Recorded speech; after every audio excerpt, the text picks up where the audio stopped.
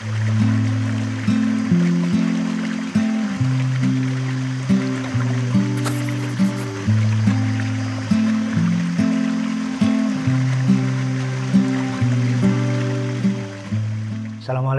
warahmatullahi wabarakatuh. Salam sejahtera untuk kita semua, teman-teman yang saya cintai. Sesi kali ini kita akan bicara memasuki satu konsep tentang manusia.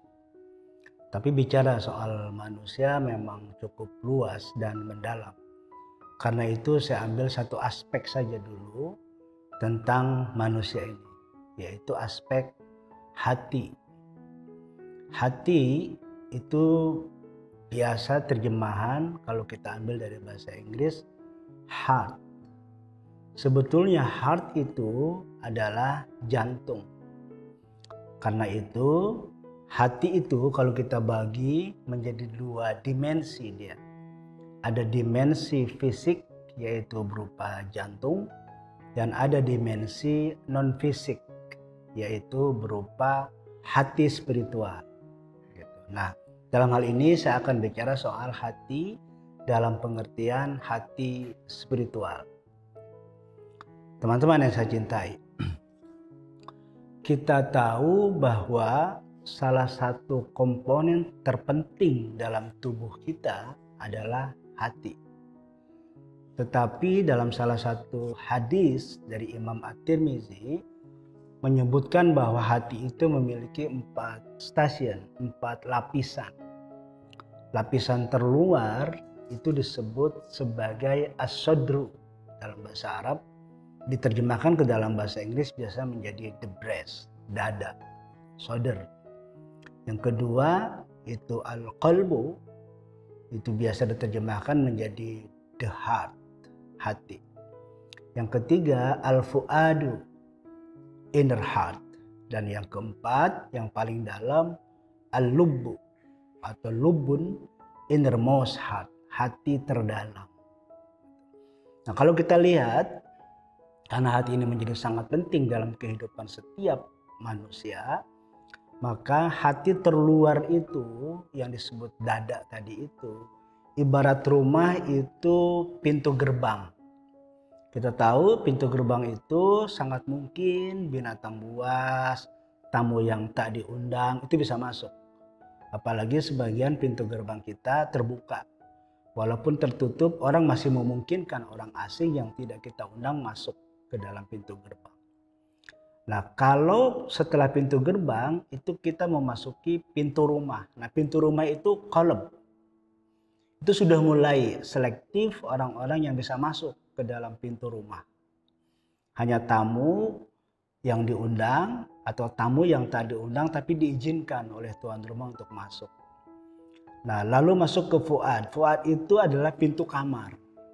Pintu kamar lebih selektif lagi, yang masuk hanya orang-orang yang menghuni yang tinggal di kamar tersebut. Nah, lub itu adalah isi yang ada di kamar itu. Maka para sufi biasanya memberikan satu gambaran bahwa sodr itu sebagai cahaya penampilan, cahaya fisik, the light of physics. Kita berpakaian rapi, berpeci rapi, bersorban ketika mau ke masjid. Nah, itu kira-kira sodr, kelihatan keluar, orang-orang melihatnya dari sisi yang sangat kasat mata. Maka disebut the light of physics. Yang kedua, qalb. Qalb itu the light of faith, cahaya iman. Dia udah mulai tidak terlihat karena ada di dalam bagian lebih dalam lagi dari sodr tadi itu. Maka karena dia sudah tidak terlihat, itu menyangkut soal percaya kepada Tuhan, percaya kepada hal-hal yang gaib yang ada dalam Al-Quran, lalu berniat melaksanakan perintah-perintah Allah, perintah-perintah Tuhan, the light of faith. Yang ketiga fuad itu the light of gnosis, cahaya makrifat. Kenapa disebut cahaya makrifat? Karena fuad itu menyangkut pemahaman yang lebih dalam daripada qalb. Yang terakhir lub itu disebut cahaya tentang hakikat, the light of al-haq. Jadi cahaya tentang kebenaran, cahaya tentang hakikat. Nah maka dari situ penampilan-penampilan orang ada yang cuma sampai kepada cahaya penampilan, itu lebih mementingkan pencitraan. Ada yang sampai kepada cahaya keimanan, itu lebih mementingkan kepada adanya kekuatan prinsip terhadap kebenaran-kebenaran yang Tuhan turunkan. Ada yang sifatnya makrifat, itu lebih kepada pengetahuan Tuhan. Jadi Tuhan memberikan kemampuan kepada seseorang yang pada tingkat fuad tadi itu pengetahuan tentang Tuhan. Dan kata para ahli jalan kebenaran, kita tidak akan mengetahui tentang Tuhan kecuali melalui ilmu Tuhan. Karena itu diberikan oleh Tuhan. Yang terakhir hakikat, yaitu tentang kebenaran yang mutlak, kebenaran yang hakiki. Nah jadi hati itu kalau kita lihat dari sisi ini, dia memiliki 4 kemampuan, 4 fungsi. Kapan kita melakukan ini, kapan hati itu berfungsi secara baik keempatnya, ketika kita ada dalam satu aktivitas.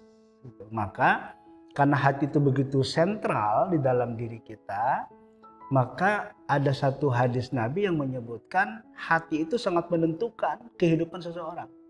Makanya ada hadis yang menyebutkan ala inna fi jasadi bani Adam mudghatan iza solahat solaha sairu jasadihi wa iza fasadat fasada sairu jasadihi ala wahiyal qalb.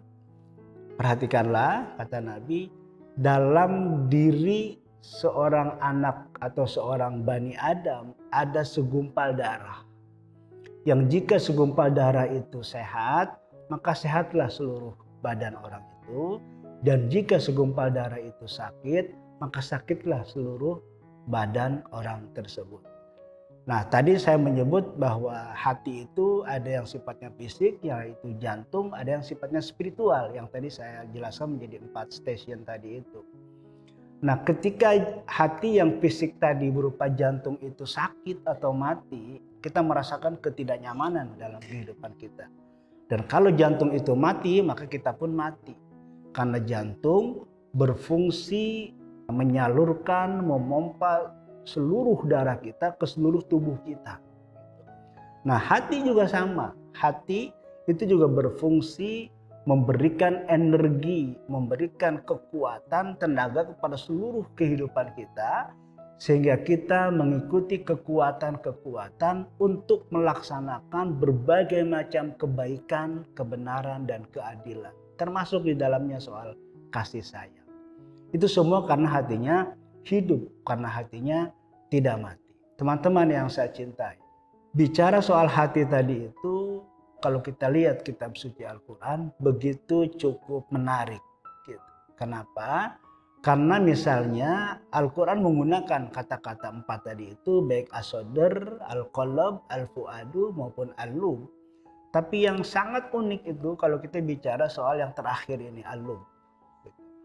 Apa kata Al-Quran soal orang yang telah mengaktifkan hati terdalamnya? Dalam salah satu surat, di dalam surat Al-Imran misalnya, Al-Quran menyebutkan, inna fi khalqis samawati wal ard wa ikhtilafil laili wan nahar la ayatin liulil albab. Di dalam penciptaan langit dan bumi dan adanya silih bergantinya malam dan siang, sesungguhnya di dalam tersebut ada tanda-tanda bagi orang-orang yang telah mengaktifkan hati terdalamnya. Para mufasir sering menyebutnya sebagai kaum terpelajar yang disebut ulul albab. Tapi sebetulnya apa itu ulul albab? Nah dijelaskan di ayat selanjutnya, allazina yazkurunallaha qiyaman wa qu'udan wa 'ala junubihim.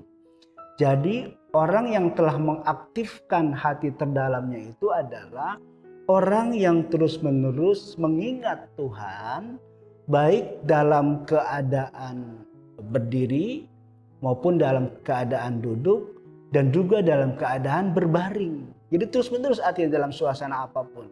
Jadi anytime, anywhere dia selalu menzikirkan tentang Tuhan. Itu salah satu ciri orang-orang yang disebut ulul albab. Nah, yang kedua, wa yatafakkaruna fi khalqis samawati wal ardh.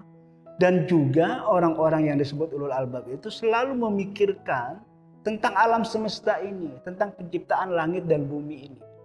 Nah, jadi apapun, karena orang-orang ulul albab itu meyakini semua yang datang dari Tuhan itu positif, itu baik, maka selalu berhusnuzon kepada apapun, termasuk yang hari ini kita sedang alami, yaitu adanya virus COVID-19. Semua yang datang dari Tuhan itu positif.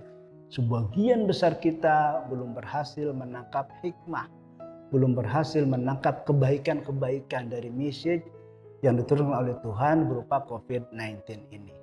Maka orang-orang yang ulul albab itu disebut, dia berdoa kemudian, Rabbana ma khalaqta hadza batila. Wahai Tuhan kami, tidak ada yang Engkau ciptakan ya Allah yang sia-sia. Subhanaka faqina azabannar. Maha suci Engkau, maka jagalah kami dari siksa api neraka. Teman-teman yang saya cintai, jadi orang-orang yang telah mengaktifkan dalam kehidupannya hati yang terdalam, dia akan selalu husnuzon kepada Tuhan, dia akan selalu welas asih kepada sesama, dan dia selalu menzikirkan adanya Tuhan melalui berbagai macam ciptaannya, termasuk memikirkan tentang seluruh alam semesta yang telah Tuhan ciptakan. Saya kira sesi kita kali ini akan saya akhiri sampai di sini. Terima kasih. Assalamualaikum warahmatullahi wabarakatuh.